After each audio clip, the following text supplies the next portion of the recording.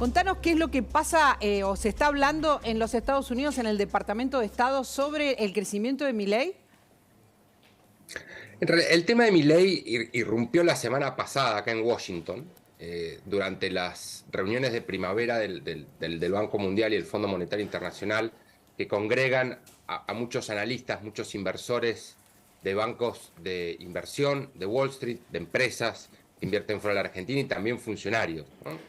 Es una ocasión en la cual acá en Washington hay charlas, obviamente, sobre los problemas que tiene la economía global, los desafíos que enfrenta el mundo a futuro, pero también hay reuniones privadas que se dan en paralelo donde se discute las realidades específicas de cada país. Obviamente la Argentina, como está en un año electoral clave, crítico para el futuro del país, el país sigue obviamente caído un poco del mundo, sobre todo para los mercados financieros, porque la Argentina no tiene acceso a los mercados financieros, pero sí la elección genera mucho interés y fue el tema central de las charlas que hubo acá en Washington sobre la Argentina. Y ahí el factor que irrumpió, que es un factor nuevo que no existía antes, es Javier Milei, ¿no? Acá en Estados Unidos, estuve hablando la semana pasada con analistas, con inversiones, con gente de fondos de inversión de Wall Street, que están mirando con preocupación el avance de Milei en las encuestas.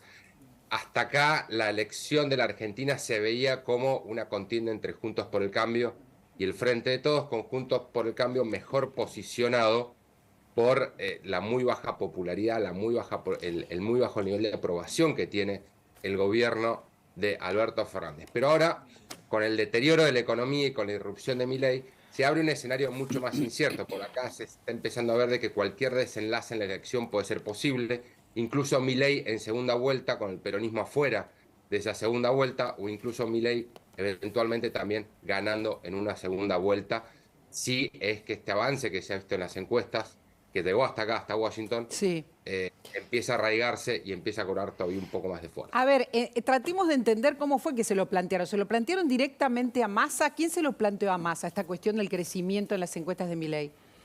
No es que se lo plantearon a Massa, ¿no? Massa tuvo su propia agenda acá, con reuniones en el Fondo Monetario, en el Banco Mundial. Tuvo una reunión también antes, ¿no?, de venir a Estados Unidos con la vicesecretaria de Estado, Wendy Sherman, que después, como vos sabés, fue a Buenos Aires, tuvo una agenda muy cargada en Buenos Aires. Bueno, según nos contaron el equipo económico, en ese encuentro con Sherman se habló de política. En ese encuentro con Sherman, Sherman quiso saber cómo estaba la situación política, cómo llegaba la Argentina a la elección. Y ahí Massa planteó que, lo que un poco se sabe, ¿no?, lo que se ve, que las dos principales coaliciones, el Frente de Todos y Juntos por el Cambio, están encerrados en una disputa por ver quién va a liderar y quién va a ser los candidatos. Otras figuras que vinieron a Washington y que estuvieron en Estados Unidos esta semana, Hernán Lacunza, de Juntos por el Cambio, Alejandro Katterberg, de Polerquía, también tuvieron en sus discusiones muchas preguntas acerca de cómo llega la Argentina a la elección, cómo llegan las coaliciones a las primarias presidenciales y si puede ser, si puede darse esta situación en la cual Javier Milei termine siendo un jugador mucho más importante de lo que se preveía a principios de año. Estamos pendientes de eso y también de la negociación con el fondo. Está con nosotros Martín Tetaz y está prestando mucha atención a lo que estás contando, Rafa. Hola, Martín, ¿cómo ¿Qué tal? estás? Buen día, ¿cómo les va? Estamos renegociando con el fondo, ¿verdad? Esta es una nueva etapa, Rafa. Quiero aprovecharte así porque tenés toda la información caliente de lo que pasa en la economía. Sí, es un poco volver a foja cero sin volver a foja cero, por lo menos el fondo y el gobierno no van a decir que vuelven a foja cero, ¿no? El programa que firmó Martín Guzmán hace un año, como ustedes ya saben, ya se fue retocando en cada una de las revisiones que el gobierno hizo con el Fondo Monetario Sí. Internacional. La última revisión que se aprobó hace muy poquito, hace 2 semanas, a principios de abril, fue la más profunda. Se tocó la meta de acumulación de reservas para este año por el impacto de la sequía.